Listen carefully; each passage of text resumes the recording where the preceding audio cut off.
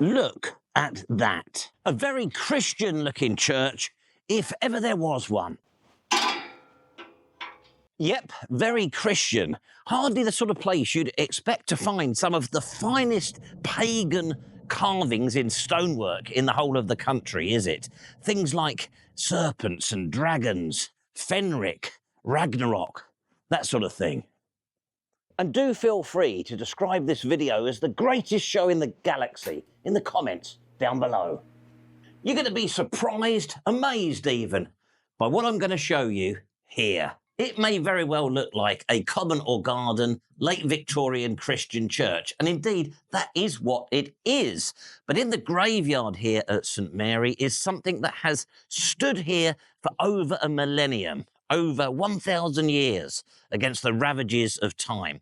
And it's where the great Nicholas Pevsner tells us that Anglo-Saxon becomes Anglo-Danish or Anglo-Scandinavian in the 10th century. It sounds right up our street, doesn't it? Not too sure what I'm going to call the video. How we misunderstood the Vikings, possibly, or Vikings in the churchyard. I think it's about time we had a look to it.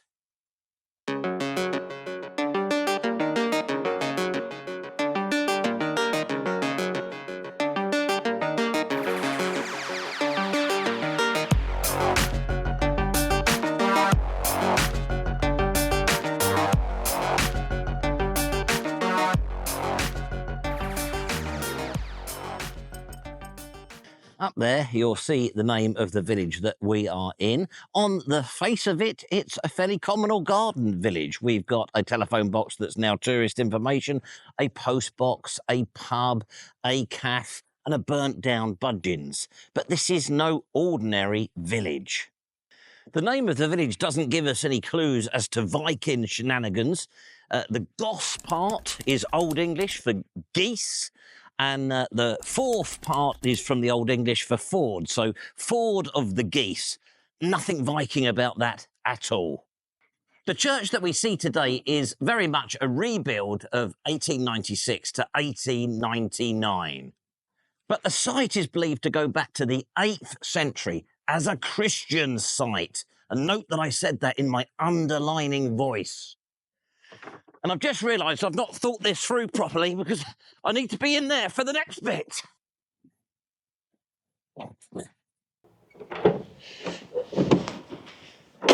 I did remember to put the lights on, though.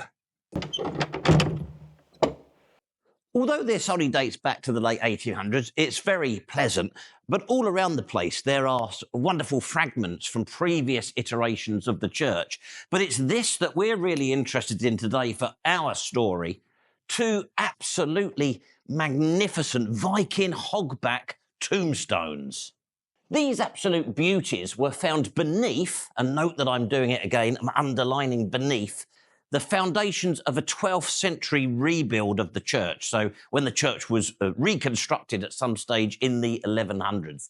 So by the fact that they were beneath those foundations, we know that they were much older at that stage to be considered as something they could just lob into the foundations. But aren't they absolutely amazing? Just had a slight moment there. There was a noise, but it was the clock resetting itself or something.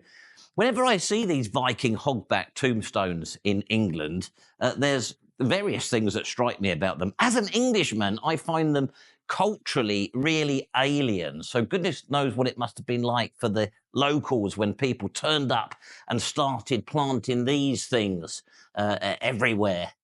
The other thing that's fascinating is this, the sort of top of them, and I don't know if you can sort of see the sort of dimpled effect on there. That's effectively meant to be a roof, is one of the thoughts. So these are sort of represented sort of wattled huts, wattled houses where the dead would live. But it does get confusing because I don't know if you can see here on the end of this one. We'd expect these to be covered in pagan symbols, wouldn't we? But I'm pretty sure that's the crucifixion.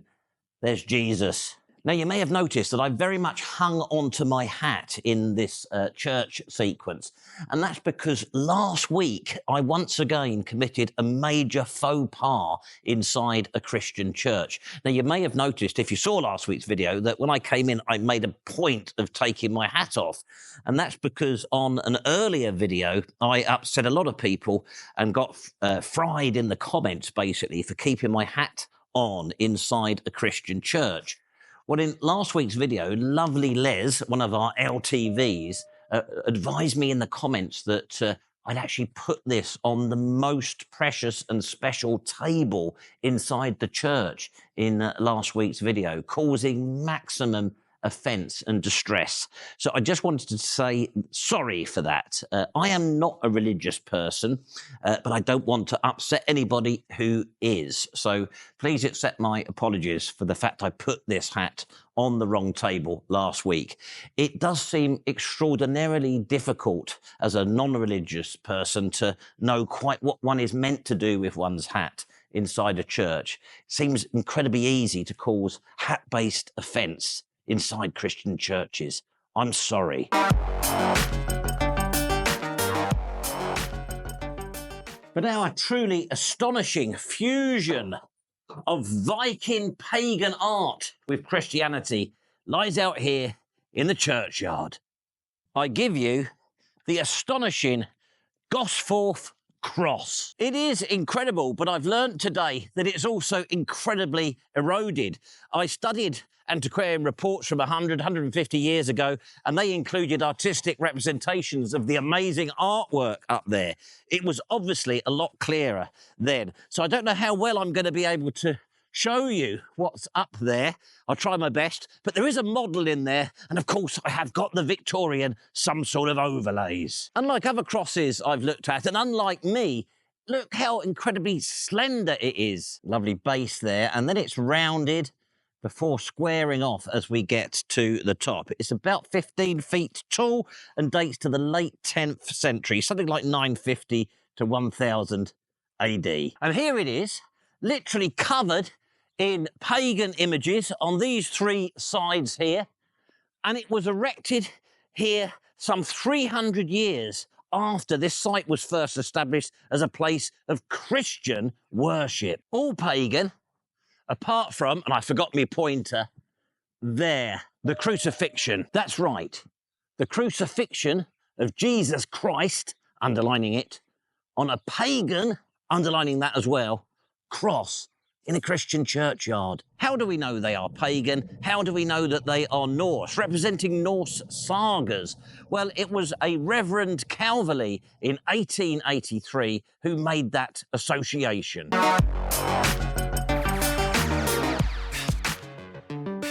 Calverley identified the round base as the mundane tree, the cross at the top, Valhalla, the 12 halls of the gods, and home to Odin's throne. And on the four panels, tales from the Voluspa featuring Odin, the great snake, the children of Fenris, Heimdall, the god's watchman, and the treacherous Loki. And although subject to challenge over the final details, not least of all by Parker and the very excellent Collingwood in 1917, Calverley's Norse Saga ideas are widely accepted today. I will share his paper on our Facebook page later in the week for those with robust attention spans. In more recent times, I've seen it described as Anglo-Scandinavian in style. This does seem to be a problem. I think calling it Anglo-Danish or Anglo-Norse is now considered the wrong thing to do, a bit like talking about the Dark Ages. We have to say Anglo-Scandinavian now, as we have to say early medieval for the Dark Ages. But this sort of pedantry is not a new thing. It's been going on forever. There's actually a wonderful example of it, an antiquarian bitchiness, if you like, in Pesner's guide. He says Calverley has explained the whole from the Nordic sagas ingeniously, most ingeniously. I'll underline that bit. And then he goes on to say, but just for that reason, not entirely convincingly. However, Nicholas does agree with Calverley to the extent that he says the style of this work is the style of the invader as opposed to the English. And he likens it to the famous Danish Jellinge style. Now, I'd just like to remind you that if you do watch the channel regularly or semi-regularly, if you like it, basically, please would you subscribe if you're not subscribed already. Apparently, YouTube will promote the channel more the more subscribers it has. So please click that subscribe button. And you'll note that I'm not doing that thing that I've seen other YouTubers do where they basically imply they're going to stop making videos and have a sulk if you don't. I won't do that, but I would appreciate it very much if you subscribed. I also appreciate so many lovely comments that we get on the videos. They really do make this whole exercise, to call it that, worthwhile. And last week I had a number of comments suggesting that I should be on television and that the mainstream media people are missing a trick. Me on the mainstream media, can you imagine that? New on BBC One tonight. What did the Romans ever do for us? Presented by David Olusoga. Could the fall of the Roman Empire have been avoided if it had embraced diversity and inclusion? Joining David tonight, a new junior co-presenter from YouTube. They, them were imperialists who ignored food insecurity and the climate emergency. It says here. More oneness from the BBC. Maybe not, eh? LTVs may have noticed a slight rebranding of this Saxon Crosses format. I really wanted to give it another go. I think these things are fascinating. They've got great stories to tell. I tried to get something going with that Stuart Mahoney chat, but he started twaddling on about diversity and inclusion. I just thought, hey, forget this. I don't need celebrity endorsement. I can do this on my own. So I've rebranded this segment to non-celebrity Anglo-Saxon Crosses. I mean, they did a non-celebrity version of It's a Knockout, didn't they? So non-celebrity Anglo-Saxon Crosses, that's the way forward with this segment. I mean, it's a knockout. What could possibly go wrong?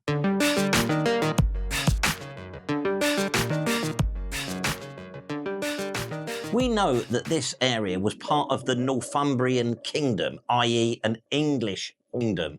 But we do also know that Viking settlers arrived here sort of in the 8th and 9th century. Now, the archaeological evidence has shown us that these Viking settlers seem to respect Christian burial places in northern England. What we've possibly got then is these Viking settlers switching over to Christian practices. We've got Jesus Christ slap bang in the middle of that cross there, whilst retaining pagan images from their old ways. I'm back in the church for a minute because it's raining now. And incidentally, Les, my hat is over there on the fire extinguisher. I assume that's okay. I can't believe fire extinguishers in churches are holy or sacred. I certainly hope not. Interestingly, in the church on this information sheet, which is referring to the fishing stone, another Viking stone, which is built into the doorway down there. And this is the current Christian church's interpretation of what's going on here. It reminds us that early Christian preachers used Viking tales familiar to their listeners to help illustrate the Christian message. The eminently sensible Collingwood and Parker in 1917 interpreted the crucifixion scene on the Gosforth Cross as depicting the one who was to come. Remember, the cross was erected as they were approaching the year 1000, a new millennia. And as usual, that was expected to herald a period of great change. Ugh.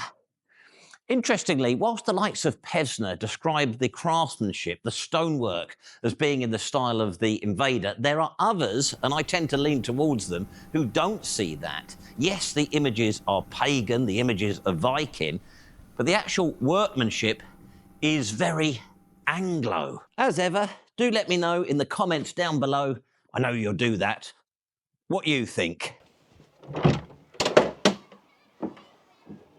And don't worry, all you fans of Viking atrocities, if this remarkable cross does indicate a peaceful coexistence between locals and Scandinavians and possibly their early conversion to Christianity, remember it's dated to the latter half of the 10th century, 3 to 4 generations possibly after they arrived.